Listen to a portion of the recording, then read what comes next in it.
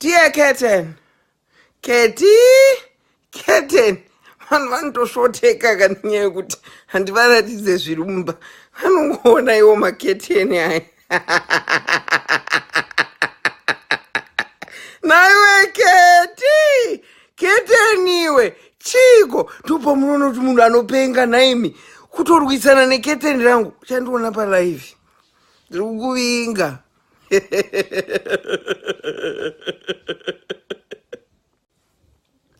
Dear Keten,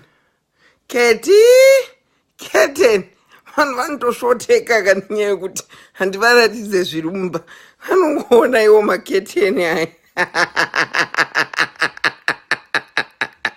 Naiwe keteni iwe chiko tupo munoona kuti munhu anopenga naimi kutorwisana neketeni rangu chandiona palive ndiri kukuvinga.